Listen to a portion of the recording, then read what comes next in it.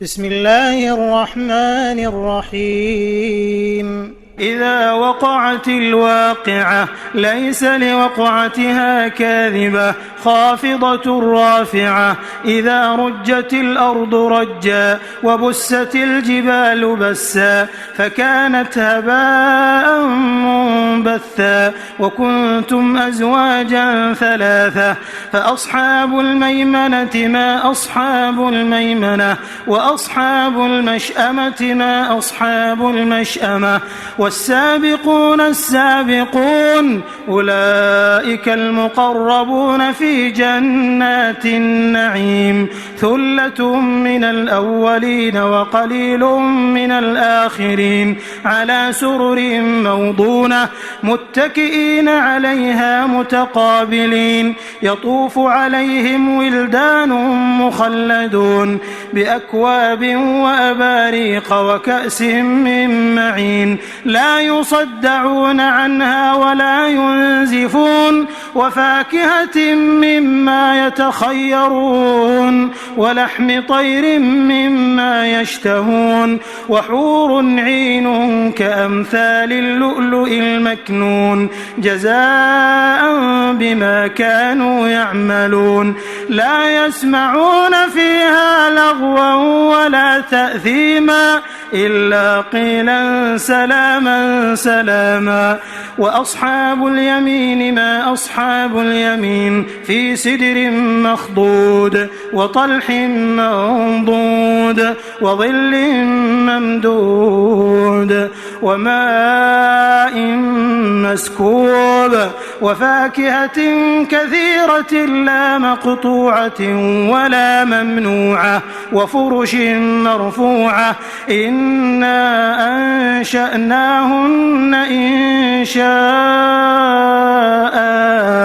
فجعلناهن أبكارا عربا أترابا لأصحاب اليمين ثلة من الأولين وثلة من الآخرين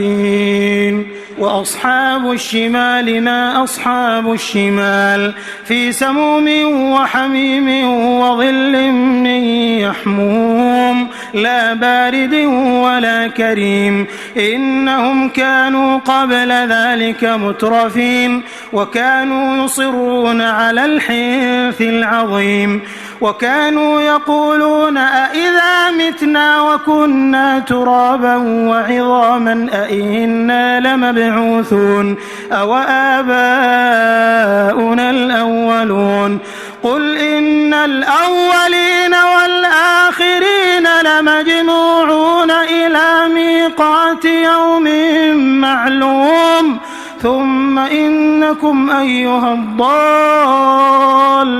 المكذبون لآكلون من شجر من زقوم فمالئون منها البطون فشاربون عليه من الحميم فشاربون شرب الهيم هذا نزلهم يوم الدين نحن خلقناكم فلولا تصدقون أفرأيتم ما تمنون أأنتم تخلقونه أم نحن الخالقون نحن قدرنا بينكم الموت وما نحن بمسبوقين على أن نبدل أمثالكم وننشئكم فيما لا تعلمون ولقد علمتم النشأة الأولى فلولا تذكرون أفرأيتم ما تحرثون أأنتم تزرعونه أم نحن الزارعون